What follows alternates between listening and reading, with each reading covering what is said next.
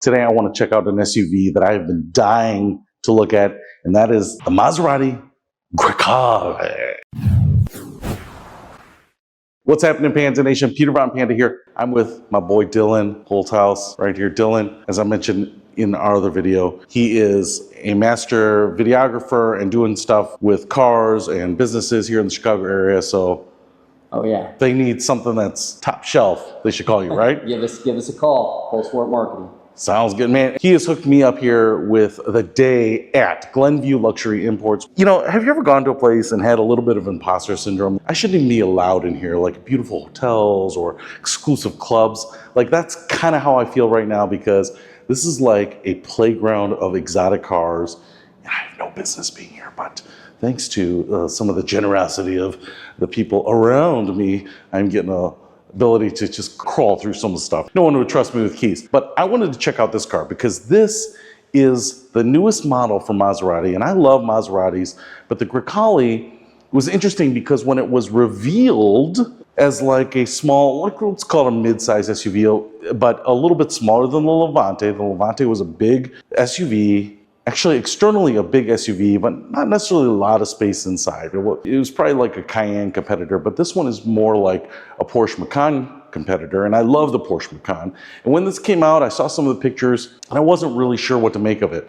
But having now taken a look at this, I am just crazy impressed, and if I were in the market to spend more money than I should, but on a beautiful, unique, compact-ish SUV, this would be the one. So I want to just show you this one first. This is obviously the top of the line Grecale. They do come in a couple of versions here, but right here, this says Trofeo, and that means it's the trophy cup level. And what's cool about this is it's got chrome on the top, but then the lower piece or the underneath piece is red. So you get that look. And that is actually kind of mirrored back here with the trident back here with the red lines. And that is kind of the symbol, the red stuff there. It's kind of the symbol that this is the hot Maseratis. So it'd be like the Ghibli Trofeo and the Quattroporte Trofeo, just the top line stuff. And the price point is going to reflect that. So let's just start up here at the front. And I understand that on this far side, the lighting isn't great. So we're gonna kind of stay on the side. Spoiler alert, both sides look like each other. So just FYI. But what I love about this is actually that short deck lid. But the one thing that I was really kind of curious about is what do these headlights look like in person? Because in the pictures, they kind of looked a little more vertical. You know, on the Macan, they looked a little wider, but these look great. And I'm not sure if it's just the fact that the headlight housing back here is blacked out, or it's got a little bit of jeweling right here. You kind of have these three little almost crystal-like tabs, and it says Maserati. I mean, they just look like a really cool piece of artwork. But on here in this color scheme, it looks amazeballs. And I am loving every bit of it. Big, open, gaping grille. This is actually very reminiscent to me of the Ghiblis, maybe the Gran Turismos too. You can see that the slats here kind of bend inwards. Was it like the 2004 to 2006 Quattroportes? The grille kind of came out to kind of continue the shape. So I love the fact that it kind of cuts in there. We've got the trident here, but it's actually behind plexiglass. I think that is the radar for the adaptive cruise control. You can see we have a front camera up here. We have parking and distance sensors all the way around. I love the big boomerang cutouts here. Obviously, that's going to be a little bit different. This front fascia is going to be something that's different on the different models here, but I love how big that is. It screams sporty. It screams I need a lot of air, and I actually love these Maserati badges, these black and blue ones here, kind of the modern badge for Maserati, and they look amazeballs. The difference here is, as opposed to like that MC20 that we looked at, we do have the portholes here, so that is something that you see on almost all the Maseratis. Big 20-inch wheels up in here. You can see the little spikes right here. Again, these are the Maserati tridents that are kind of hidden in the wheels, and so you get that. Obviously, look at how big that caliper is, painted red. I love that. On the darker cars, I don't know about you, but I've always kind of preferred like a gold or a yellow caliper paint job on those, but to each his own. But red is nice. I love the fact that they stand out. But if we go down here, you can see that looks like we've got a camera for surround view here. The side, the lower cladding down here, carbon fiber, just killer. This paint is amazing. It is very, very metallic. It actually almost has a little bit of like a purplish look to it, but I would definitely call this black. I really absolutely love that. It's kind of interesting. I was playing around with this and put my fingerprints on it. Somebody's gonna be angry about that, but you just kind of pop open the gas flap there, so you don't have to do that from the inside. I actually really like that because I always forget to do that, so I love the fact that you can just do that there. So when you get out, you don't have to jump back in. The other thing I have noticed that this is all painted around here on the wheel arches, and we get, I think it's kind of a Euro thing, this little fin that sticks out of the back of the wheel arch. And I think this is like a Euro thing that the car wheel has to be in a certain distance from the body panels. And I think this is what legally makes that happen.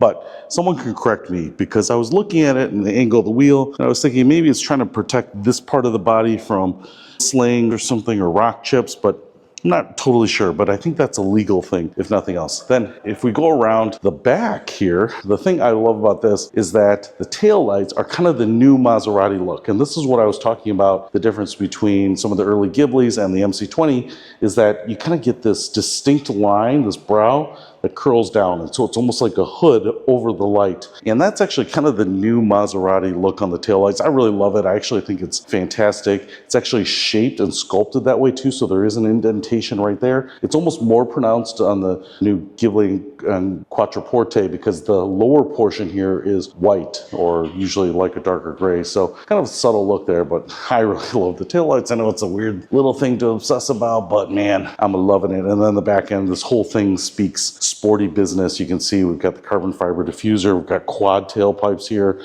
just huge sports design elements. What would you say? You'd look at this and you'd be like, this is the top of the line sporty one, and you'd be right, but you'd be able to tell by the Trofeo. So let's take a look at the interior portions of this, because there are a couple things that I have wanted to know myself, maybe not as a potential buyer, but as a potential luster.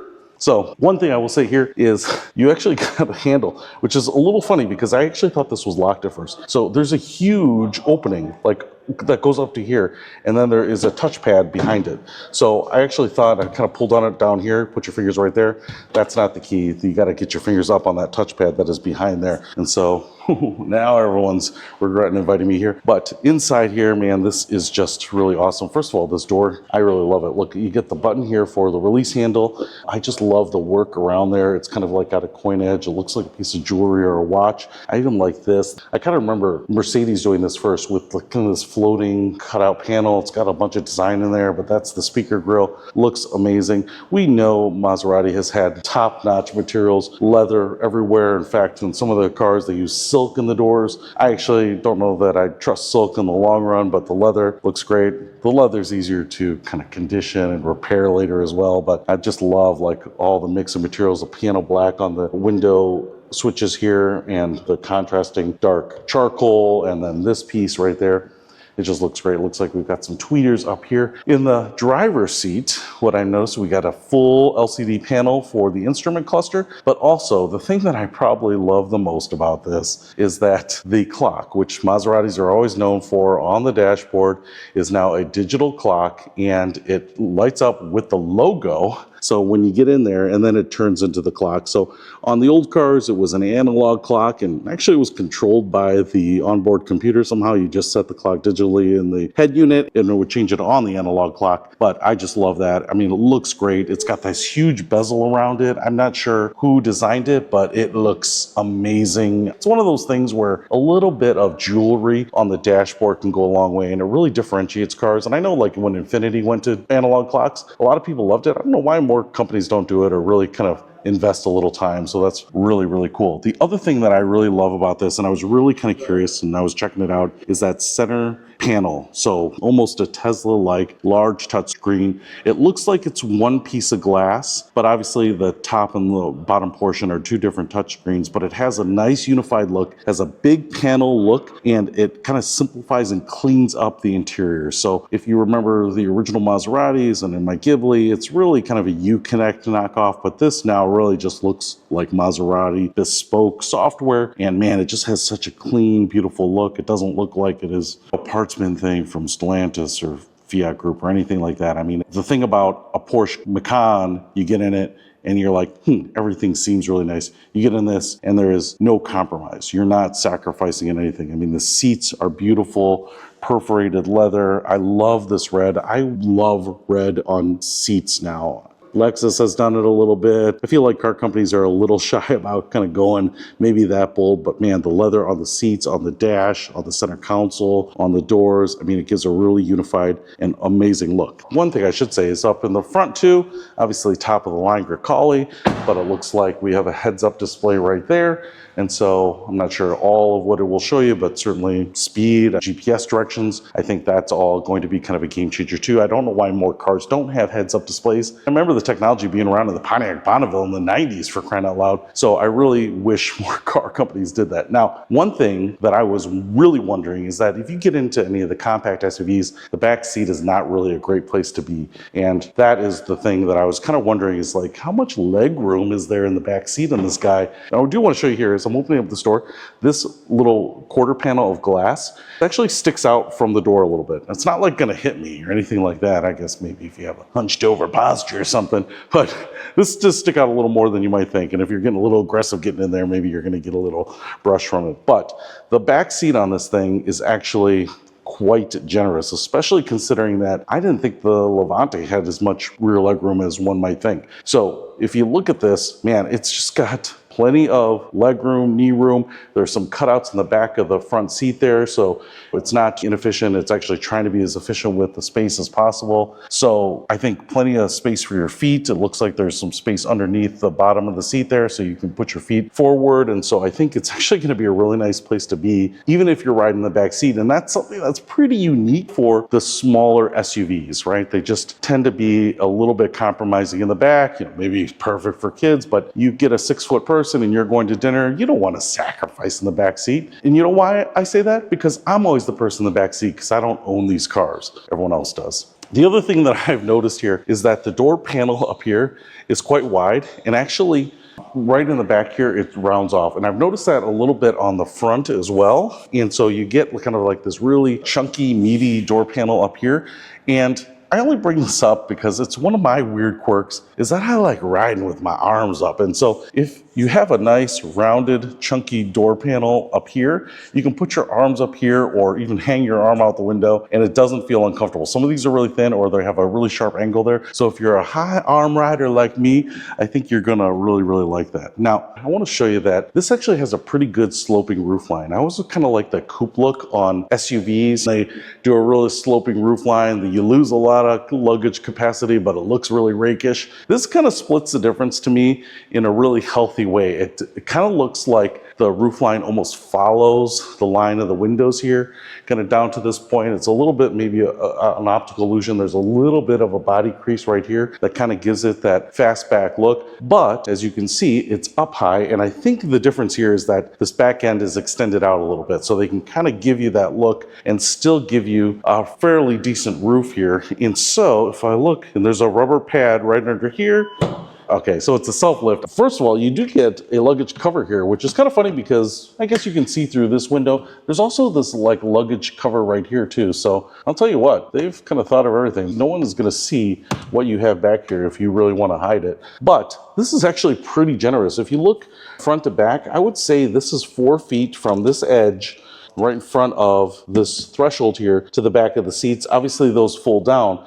But what I love about that is that I could conceivably put my golf clubs right at an angle. I think they would fit. And so, especially on these smaller SUVs, you kind of wonder about that. You know, am I going to have to always put the seats down? Can I get my golf clubs in there? Luggage-wise, this is actually very, very generous. But from a golfer perspective, I think you're going to appreciate that you can get your golf clubs in the back here without having to sacrifice. On my Buick Encore, I can legit say that it's half the distance. So there's no golf clubs in the back without putting seats down. So golf club friendly, my friends. I think you're going to like that. So close the door. I think the key, the issue is I don't have the key because nobody would trust me with that. Nobody's crazy enough. But you can see the sloped roof here. And actually, it's kind of funny because on really sloped roofs like your sedan, you don't have a rear wiper blade because the wind is going to clear it off. But you do still have the rear wiper blade here, even though this is a fairly sloped roof. This kind of hood over the rear window might kind of prevent the wind from cleaning that off itself. But I just think it's really awesome. I'm not sure if this is always on the Trofeos or just on this one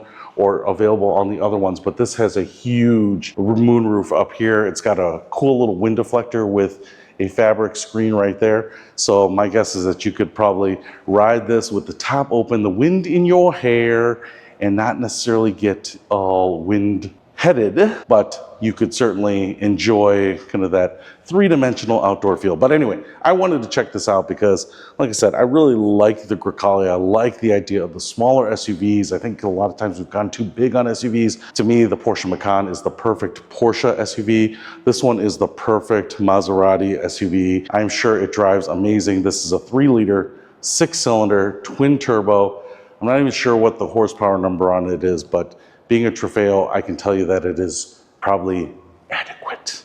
You will probably be wanting for nothing on this guy. But man, whoo-wee, I'd like to get my hands on one of these. I tell you what, I just love the look. I love the uniqueness of Maserati, and I love what they're doing and what they're building, because this is making me love SUVs. You know what, as a car guy, I think I love sports cars, you know, the sexiness of those. But as you get older, the SUVs are starting to look a little bit more and more attractive. And this one is about as sexy as they get. So, hey, if you want to pick one up for me, definitely do it. If you want to pick up this particular one that I'm drooling over, you can come down to Glenview Luxury Imports and pick it up. I'm telling you that these guys out here, Yusuf, any of these guys, would be happy to put you in this car. And I will be a very, very jealous. 115,530. I think that is a good value on this. But if you don't have that money, if you don't quite have the 115, check out the other Grecales. I think they start in the, so that's not bad. You know, think about all the SUVs out there that are going to cost you more. I just had a buddy buy a Toyota Sienna so in terms of good value, Toyota or Maserati, right? Man, and I tell you what, if you do pick it up, then let's go for a ride and see how she rides, because I am certainly curious. I'm sure it's going to be pretty nice, but it's here for you. Peter von Panda, out.